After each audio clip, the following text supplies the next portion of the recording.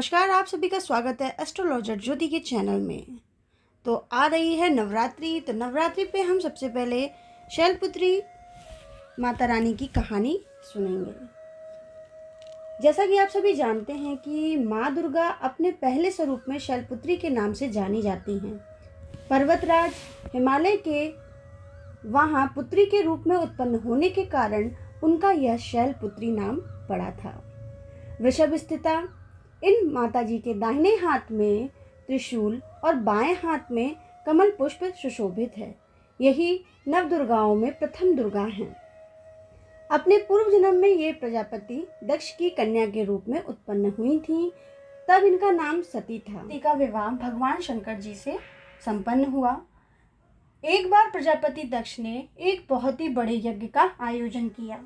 इसमें उन्होंने सारे देवताओं को अपना अपना यज्ञ भाग प्राप्त करने के लिए निमंत्रित किया, किंतु शंकर जी को उन्होंने इस यज्ञ में निमंत्रित नहीं किया।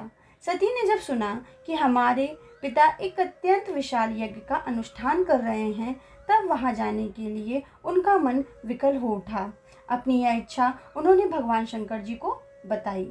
सारी बातों पर विचार करने के बाद भगवान शंकर जी ने कहा, हे सती, प्रजापति दक्ष किसी कारणवश हमसे रुष्ट हैं। अपने यज्ञ में उन्होंने सारे देवताओं को निमंत्रित किया है, उनके यज्ञ भाग भी उन्हें समर्पित किए हैं, किंतु हमें उन्होंने जानबूझकर नहीं बुलाया है और कोई सूचना तक भी नहीं दी। ऐसी स्थिति में तुम्हारा वहां जाना किसी भी प्रकार से श्रेयस्कर नहीं होगा। शंकर जी की इस उपदेश से सती का प्रबोध नहीं हुआ। पिता का यज्ञ देखने के लिए वहां जाकर माता और बहनों से मिलने की उनकी व्यग्रता किसी भी प्रकार से कम न हो सकी। उनका प्रबल आग्रह देखकर भगवान शंकर जी ने उन्हें वहां जाने की अनुमति दे दी। जब वह अपने पिता के घर पहुंची, तब सती ने देखा कि कोई भी उनसे आदर और प्रेम के साथ बातचीत नहीं कर रहा है। सारे लोग मुंह फेरे हुए हैं। केवल उनकी माता ने उनसे स्नेह से गले मिली और बहनों की बातों में व्यंग और उपहास के भाव भरे हुए थे। परिजनों के इस व्यवहार से उनके मन को बहुत क्लेश पहुंचा।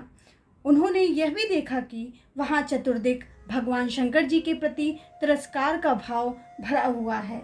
दक्ष ने उनके प्रति कुछ अपमानजनक वचन भी कहे। यह सब देखकर सती का हृदय क्षोभ, ग्लानि और क्रोध से संतप्त हो उठा। उन्होंने सोचा, भगवान शंकर जी की बात न मान यहाँ आकर मैंने बहुत ही बड़ी गलती की है। वह अपने पति भगवान शंकर के इस अपमान को सह न सकीं। उन्होंने अपने उस रूप को तत्क्षण वहीं योगाग्नि द्वारा जलाकर भस्म कर दिया। वज्रपात के समान इस दारुण दुखद घटना को सुनकर शंकर जी ने क्रुद्ध हो अपने गणों को भेजकर दक्ष के उस यज्ञ का पूर्णतः विध्वंस करा दिया। माता सती ने योगाग्नि द्वारा अपने शरीर को भस्म कर अगले जन्म में शैलराज हिमालय की पुत्री के रूप में जन्म लिया। इस बार वह शैलपुत्री नाम से विख्यात हुई। माता पार्वती और हेमवती भी उन्हीं के नाम हैं। उपनिषद की एक कथा के अनुसार इन्हीं ने हेमवती स्वरूप से देवताओं का गर्भभंजन किया था। शैलपुत्री देवी का विवाह भी शंकर जी से ही हुआ था। पूर्व जन्म की भांति इस जन्म में भी वह शिव जी की अर्धांगिनी बनी। नव दुर्गाओं में प्रथम शैलपुत्री दुर्गा का महत्व और शक्तियां अनंत हैं। नवरात्र पूजन में प्रथम दिवस इन्हीं की पूजा और उपासना की जाती है। इस प्रथम दिन की उपासना में योगी अपने मन को मूलाधार चक्र में स्थित करते हैं। यहीं से उनकी मनोकामना योग साधना प्रारंभ होती है। और आशा करती हूँ कि आपको ये कहानी बहुत अच्छी लगी होगी। अगर आपको मेरी ये कहानी अच्छी लगी, माता रानी की कथा अच्छी लगी, तो प्लीज़ चैनल को लाइक कीजिएगा, सब्सक्राइब कीजिएगा और बेल आइकन के बटन को ज़रूर क्लिक कीजिएगा। आप सभी का बहुत बहुत धन्यवाद और ऐसे ही बने रहें मेरे चैनल पर।